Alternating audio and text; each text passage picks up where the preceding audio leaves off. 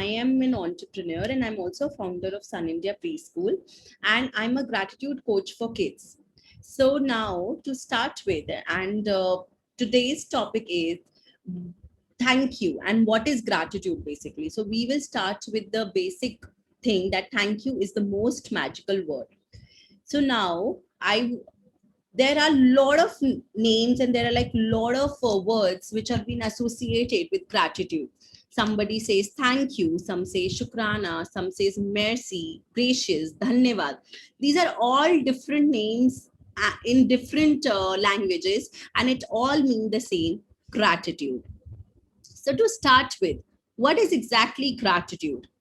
So as my viewers, sometimes I get an answer from my kids, and from if I'm taking any class, they say gratitude simply means thank you.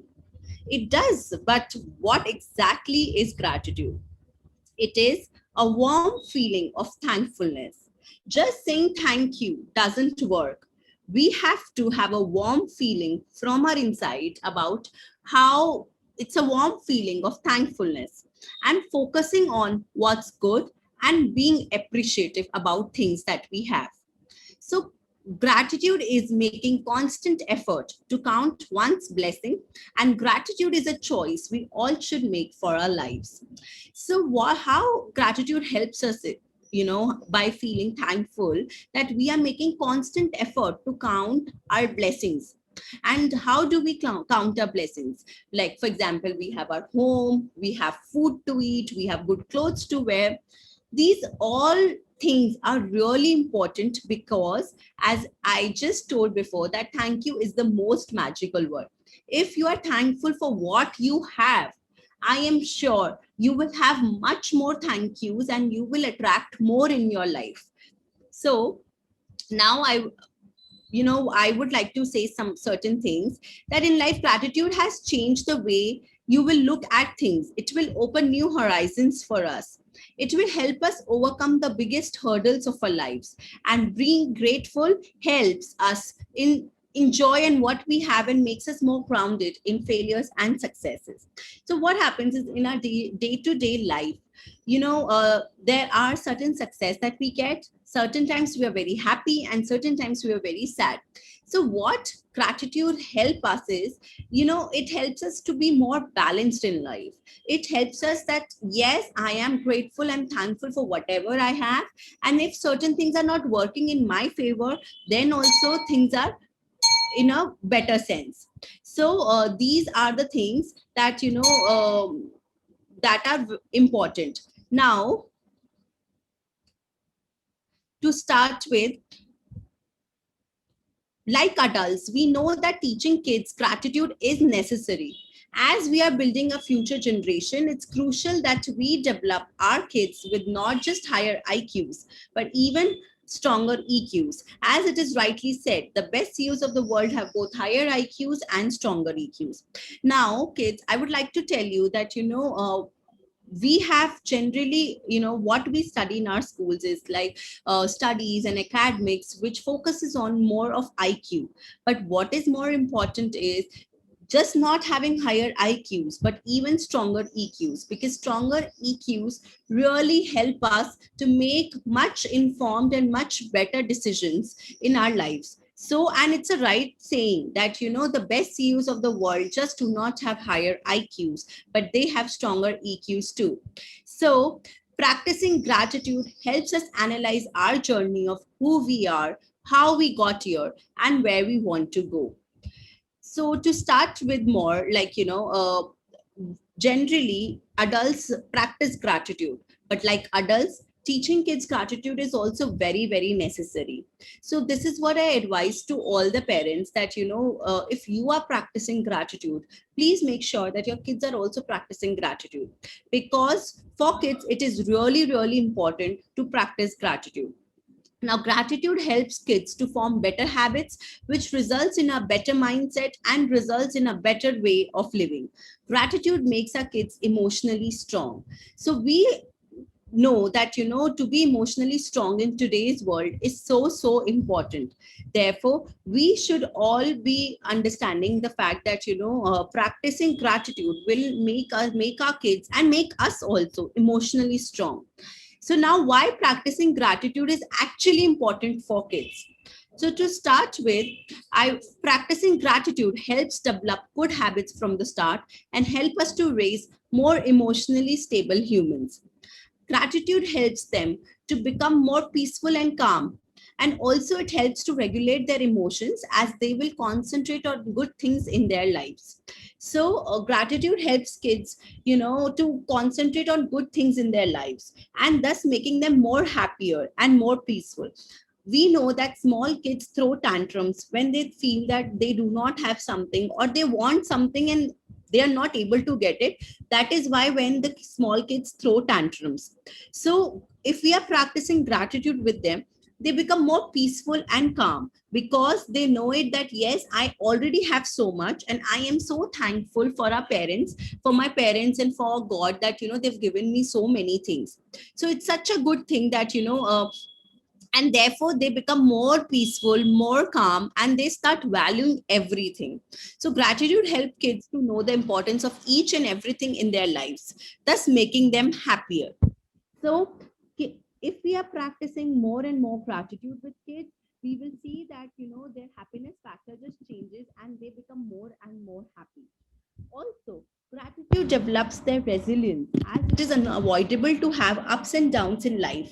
But gratitude helps them to find solutions and helps them to bounce back from tough situations, therefore, making them resilient in life. So, what happens is certain things in our lives do not go the way we want them to.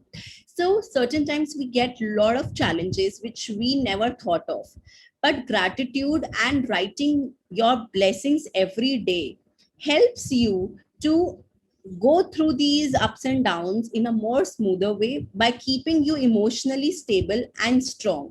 So certain things might not work with you. Like for example, if I talk about today suddenly my networks didn't work. So it was working before and suddenly it stopped working. So because through a grateful heart, what you can say is you are thankful for the technology, you are thankful for the internet, you're thankful that so many people can listen to you with the help of technology. And then I could join the meeting. So these are small things that keeps you going. Otherwise these glitches, certain times we start becoming irritated, certain times we become angry that what is this happening, why I'm not able to join it. But with a grateful heart and having gratitude in your heart, it makes you lot and lot resilient. And we know that ups and downs are never we do not have that in our hand. So gratitude develops our resilience too. So now the thing comes in how to teach gratitude to kids. So there are a lot of ways how we can teach gratitude to our kids, and there are certain things that makes it possible that how we can teach easily gratitude to kids. So first of all, we should teach gratitude to kids in a fun way. If we are making them a obligation, or if we are teaching them lot of if you're just lecturing them, of course the kids will not understand. So we have to make it a very fun practice. So to make it a fun practice, it is very important that you are a role model first. So be a role model first. Being a role model means that you have to practice gratitude yourself. So kids do not learn by teaching, they learn by imitating. So if you are practicing, they will imitate you and practice gratitude. But again, if you're just teaching your kids how to be grateful, they will just not learn. Or if they are going to learn also, it is going to be a very small portion where they're going to understand things. But if they're seeing you always practicing gratitude, then you will see then that the kids will start doing things more. So, and secondly, practice gratitude ritual. So as a family, what we can do is, our in the school also we can have a gratitude ritual. Like before starting any class, we can just ask the kids, what are you thankful for? We can just ask them certain questions, so that they become more suddenly, if they're doing some work, they will start thinking, oh, I have to be grateful for something, I have to be thankful for something. And suddenly we will see very good answers coming from kids. And therefore this is a fun way of how they can practice gratitude. At night, during dinners, or once you're going off to sleep, you can just ask your kids, what are you thankful for? And you can just make it a family thing or a family ritual, where you can ask each member of your family that what are they thankful for. Just one single thing, even if it's just one single thing, but if it is a ritual, you will see that within 10 days or 15 days, kids automatically will come to you. And if you have forgotten someday, they are going to come to you and say that what are you thankful for, mama, you didn't ask me today, or ma'am, you didn't ask me today. So it is a very, very good thing how you can do this. So we can making a gratitude ritual and practicing it makes it we are teaching gratitude in a fun way. Third thing is play the gratitude game. So in gratitude game, I'm going to take this further as well, that how we can play the gratitude game with kids.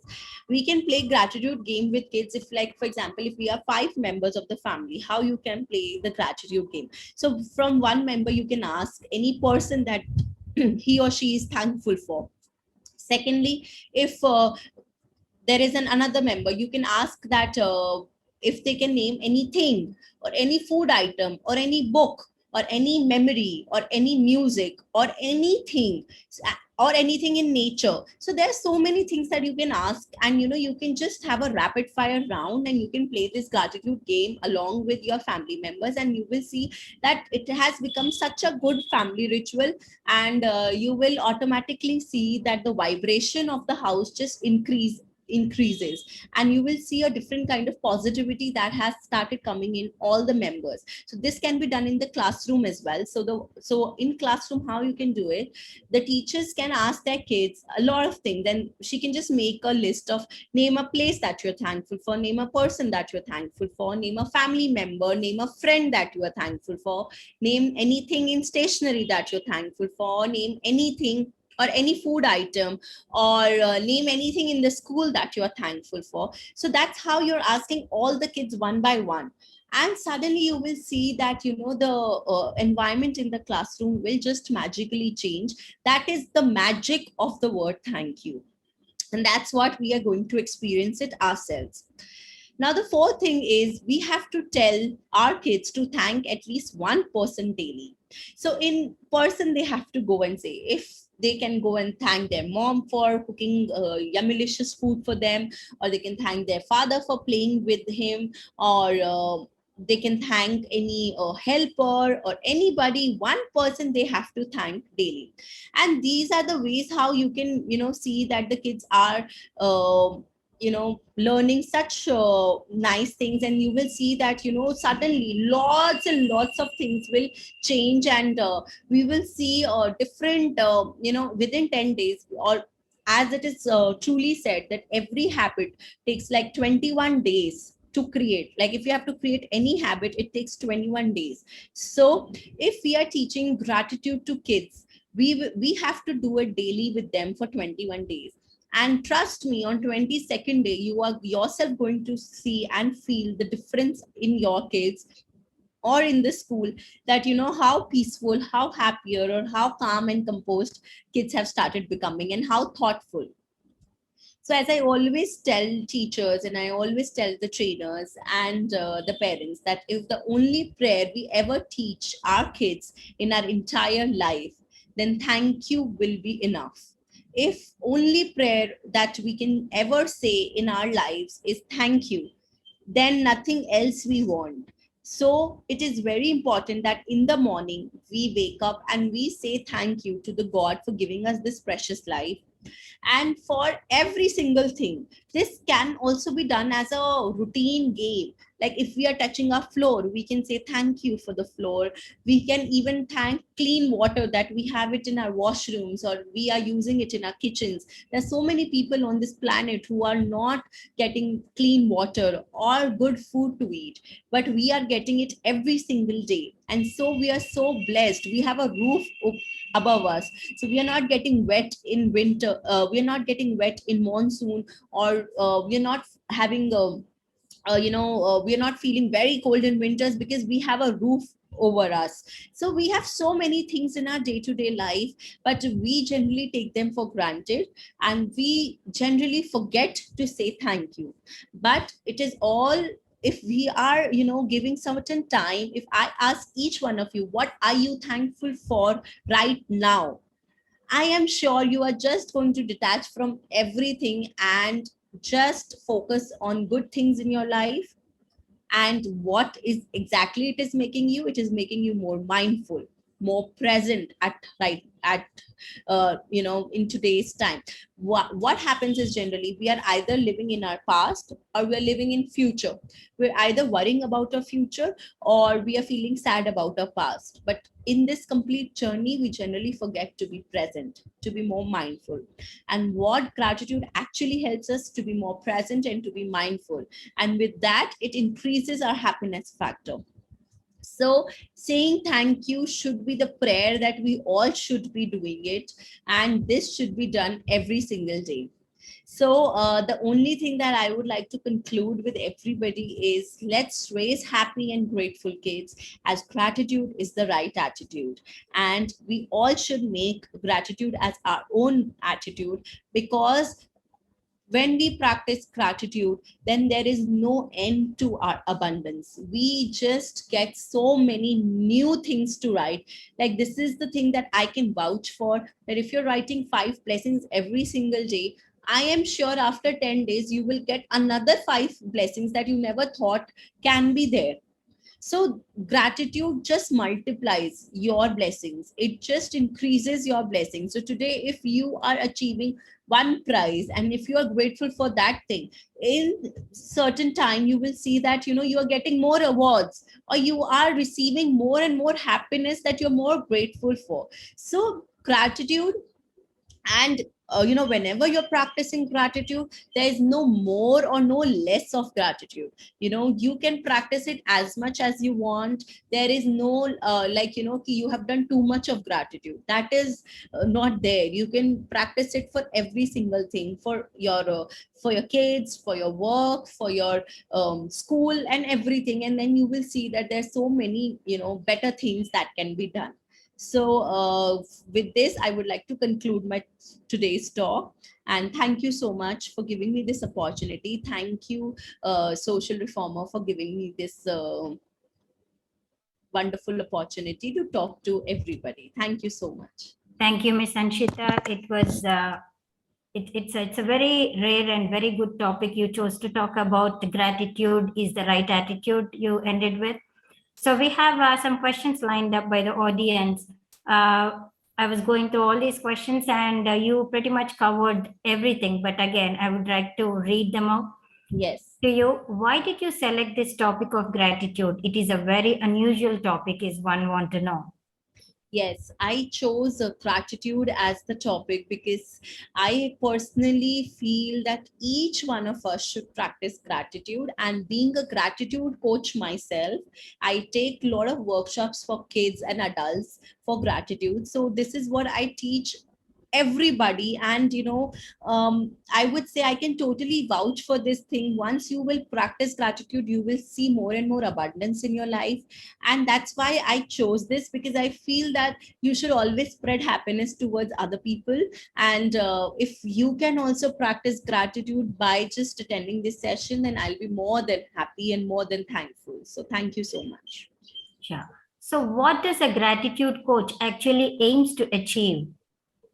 So, the main aim of a gratitude coach is to teach how to practice. First of all, to make them understand the complete essence of gratitude, and secondly, how they can practice gratitude and make it a daily routine. That's what a gratitude coach work is. And the main aim is to touch, millions and millions of lives and impart happiness to them and make them, unlock this potential, their own potential. Generally, we as human beings, certain times we do not know what our potential is, but when we start practicing gratitude in our day-to-day life, after some time we will start unlocking our true potential and we would be able to achieve more in our life. So that is what a gratitude coach aims to. Sure. So the third question is, what's the right age to teach students topics like gratitude? So the right age to start teaching kids is 2 years. Even I do it with toddlers also in my workshops. So at an age of 2, what happens? The child just starts developing the speech.